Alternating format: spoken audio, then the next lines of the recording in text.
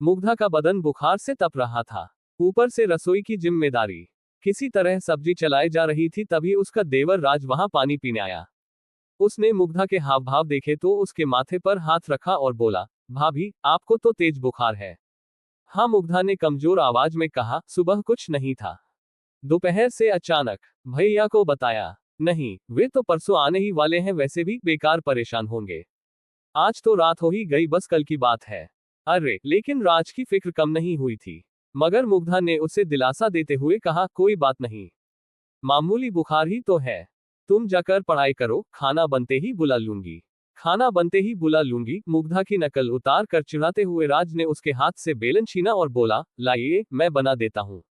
आप जाकर आराम कीजिए। न लेट गई तो मैं और बीमार हो जाऊंगी। मुग्धा बैठने वालियों में से नहीं थी। वह बोली, हम दोनों मिलकर बना लेते हैं, और वे दोनों मिलकर खाना बनाने लगे। मुग्धा का पति विनय कंपनी के किसी काम से 3 दिनों के लिए बाहर गया हुआ था। वह कर्मचारी तो कोई बहुत बड़ा नहीं था, लेकिन बॉस का भरोसेमंद था। किसी भी काम के लिए वे उसे ही भेजते थे। मुग्धा का 21 साल का देवर राज प्रतियोगी परीक्षाओं की तैयारी कर रहा था। विनय जैसा प्यार करने वाला पति पाकर मुग्धा भी खुश रहती थी।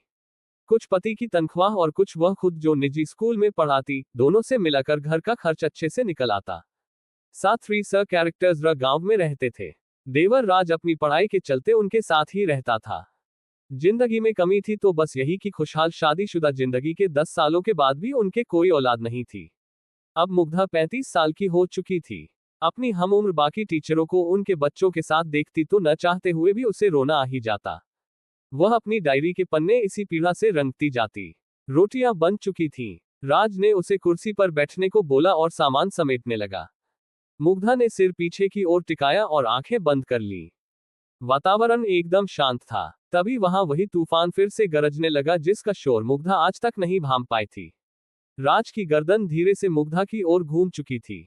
वह कनखियों से मुग्धा की फिटिंग वाली समीज में कैद उसके उभारों को देखने लगा था। मुग्धा की सांसों के साथ जैसे जैसे वे ऊपर नीचे होते, वैसे वैसे राज के अंदर का शैतान जागता जाता। हो गया सब काम। बर्तनों की आवाज बंद जानकर मुग्धा ने अचानक पूछते हुए अपनी आंखें खोल दी। राज हकपका गया और बोला, हाँ भाभी, बस हो ही गया, कहकर राज ने जल्दी जल्दी बाकी काम निपटाया और खाने की चीजों को उठाकर मेज पर ले गया। मुग्धा ने मुश्किल से 2 रोटियां खाई, वह भी राज की जिद पर। वह जबरदस्ती सब्जी उसकी प्लेट में डाल दे रहा था। खाने के बाद मुग्धा सोने जाने लगी तो राज बोला, भाभी, 15 मिनट के लिए आगे वाले कमरे में बैठिए न, मैं आपके लिए दवा ले आता हूँ। अरे नहीं, रात भर में उतर जाएगा, मुग्धा ने मना किया, लेकिन राज कहाँ मानने वाला था।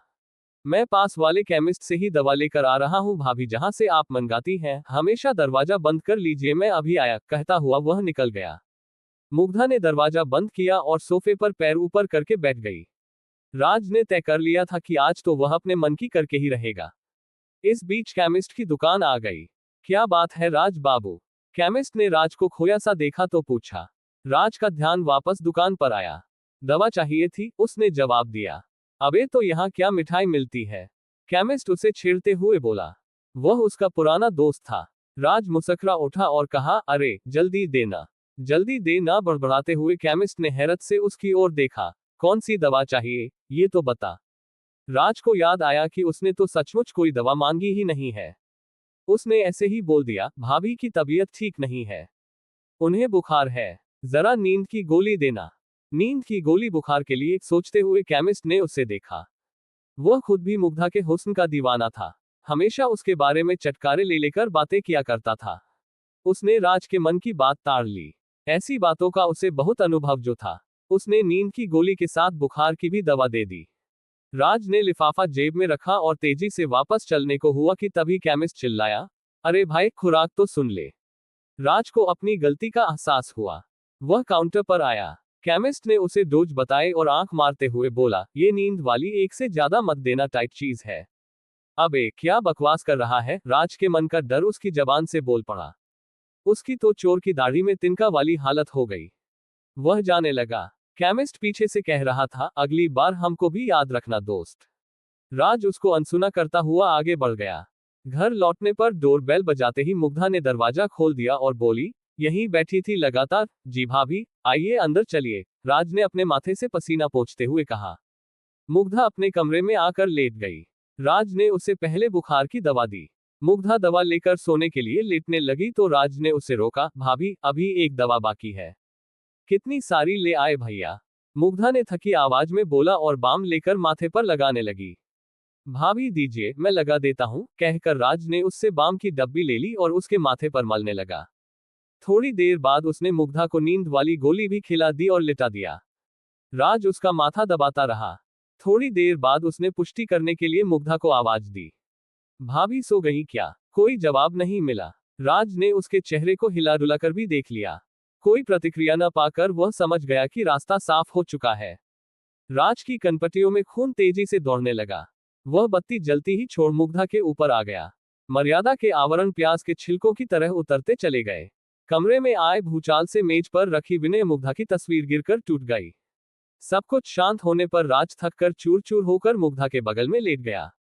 बस अब बुखार उतर जाएगा भाभी जी, इतना पसीना जो निकलवा दिया मैंने आपका। राज बेशर्मी से बड़बड़ाया और मुग्धा की कुछ तस्वीरें खींचने के बाद उसे कपड़े पहना दिए। मुग्धा अब तक धीमे धीमे कराह रही थी। राज पलंग से उतरा और खुद भी कपड़े पहनने लगा। तभी उसकी नजर आधी खुली दराज पर गई। भूल से मुग्धा अपनी डायरी उसी में छोड़ी हुई थी। राज ने उसे निकाला और कपड़े पहनते पहनते उसके पन्ने पलटने लगा। अचानक एक पेज पर जाकर उसकी आंखें अटक गईं। वह अभी अपनी कमीज के सारे बटन भी बंद नहीं कर पाया था, लेकिन उसको इस बात की परवाह नहीं रही। वह अपलक उस पन्ने में लिखे शब्दों को पढ़ने लगा। उसमें मुग्धा ने लिखा था, बस अब बहुत रो लिया, बहुत दुख मना लिया औलाद के लिए। मेरा बेटा मेरे पास था और मैं उसे पहचान ही नहीं पाए। जब से मैं यहाँ आई, उसे बच्चे के रूप में देखा तो आज अपनी कोख के बच्चे के लिए इतनी चिंता क्यों? मैं बहुत जल्दी राज को कानूनी रूप से गोद लूंगी। राज की आंखों के आगे अंधेरा छाने लगा। वह सिर पकड़कर वहीं बैठ गया और जोर जोर से रोने लगा। फिर भागकर मुग्धा के पैरों को पकड़कर अपना माथा उससे रगड़ते हुए रोने लगा। भाभी, मुझे माफ कर दो, यह क्या हो गया मुझसे? अचानक राज का ध्यान मुग्धा के बिखरे बालों पर गया। उसने जल्दी से जमीन पर गिरी उसकी हेयर क्लिप उठाए और मुग्धा का सिर अपनी गोद में रखकर बालों को संवारने लगा। वह किसी मशीन की तरह सब कुछ कर रहा था। हेयर क्लिप अच्छे से उसके बालों में लगाकर राज उठा और घर से निकल गया। अगली सुबह तकरीबन 8 बजे मुग्धा की आंखें खुली। उसका सिर अभी तक भारी था। घर में भीड़ लग चुकी थी। एक आदमी ने आखिरकार बोल ही दिया, देवर भाभी के रिश्ते पर भरोसा करना ही पागलपन है। मुग्धा के सिर में जैसे कट लगा। वह सवालिया नजरों से उसे देखने लगी। तभी इलाके के पुलिस इंस्पेक्टर ने प्रवेश किया और बताया, आपके देवर राज की लाश पास वाली नदी से मिली है। उसने रात को खुदकुशी कर ली। मुग्धा का कलेजा मुंह को आने लगा। वह हड़बड़ाकर पलंग से उठी लेकिन लड़खड़ाकर गिर गई। एक महिला सिपाही ने राज के मोबाइल फोन में कैद मुग्धा की कल रात वाली तस्वीरें उसे दिखाई और कड़क कर पूछा, कल रंगलियां मनाते मनाते ऐसा क्या कह दिया लड़के से तूने जो उसने अपनी जान दे दी? तस्वीरें देखकर मुग्धा हैरान रह गई। अपनी शारीरिक हालत से उसे ऐसी ही किसी घटना का शक तो हो रहा था, लेकिन दिल अब तक मानने को तैयार नहीं था। वह फूट फूट कर रोने लगी। इंस्पेक्टर ने उस महिला सिपाही को अभी कुछ न पूछने का इशारा किया और बाकी औपचारिकताएं पूरी कर वहां से चला गया। धीरे धीरे औरतों की भीड़ भी छंटती गई। विनय का फोन आया था कि वह आ रहा है, घबराए नहीं, लेकिन मुग्धा बस सुनती रही। उसकी सूनी आंखों के सामने राज का बचपन चल रहा था, जब वह नई नई इस घर में आई थी। दोपहर तक विनय लौट आया और भागते हुए मुग्धा के पास कमरे में पहुंचा। वह जड़वत अभी भी पलंग पर बैठी शून्य में ताक रही थी। विनय ने उसके कंधे पर हाथ रखा, लेकिन मुग्धा का शरीर एक ओर लुढ़क गया। मुग्धा मुग्धा चीखता हुआ विनय उसे झकझोरे जा रहा था, पर मुग्धा कभी न जागने वाली नींद में सो चुकी थी। कहानी अच्छी लगी तो चैनल को लाइक और सब्सक्राइब करें।